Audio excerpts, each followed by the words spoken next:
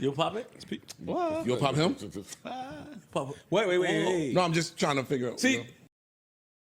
but I see this how See what I'm you saying? You be walking yourself See what down I'm the saying? hallways. See? How?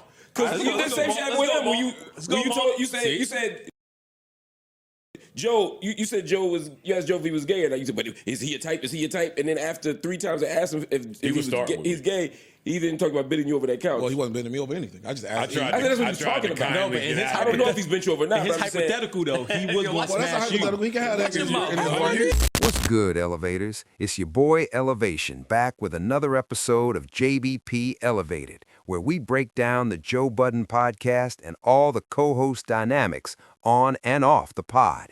It's about time we talk about this. Ice has been getting coddled for years. So much so that anyone trying to joke on him either gets a stern look from Joe or just knows not to touch that topic. He's always been sensitive, and yeah, he still is, but Marc finally called him out. Hey bro, you initiated the joke, so why get upset when it's flipped back on you? Joe had his retort ready because he saw it coming, and he used it on Imani. Imani was firing at Ice anyway, and Marc actually saved Ice because he knew a sensitive reaction was coming.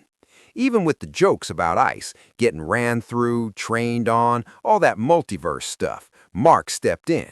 Why start a beef if you can't handle it when someone fires back? And why keep contributing when you know you won't respond the same?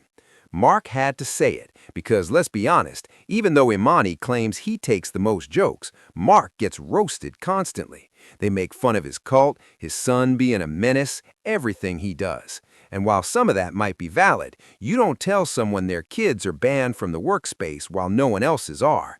Marc handles it all with grace, laughing, contributing, adding to the jokes. He's the only one who can tell Ice, yo, stay out the way, because Ice throws stones and then hides his hand. Joe obviously sees what's being said in the comments, talking about Sasha, last Patreon episodes, all that. So some of what we say influences what he does. And Ice, he knows where the skeletons are. Joe makes a point to start some beef with him, and if Ice can't handle it, that's another notch for Joe. But here's the thing, Ice, I get that you're making a joke, and... Alright, Elevators, let's break down what actually went down on the pod. For those who missed it, I spoke on when Joe said he'd bend Ice over and all that. Ice wasn't feeling it. He said he talked to his lawyer because he didn't appreciate the joke, and if he could do anything legally, he would. He was talking about Melissa and her leaving, probably because she had a legit out after consulting a lawyer. Ice was playing with that, but with the way he's viewed in the community and on set, it didn't come across as a joke, and it wasn't, because when they circled back to Ice later, Joe reminded everyone, yo, he talked to his lawyer last time, and Ice tried to play it off. Could have been a joke, maybe, but nobody else in the room laughed.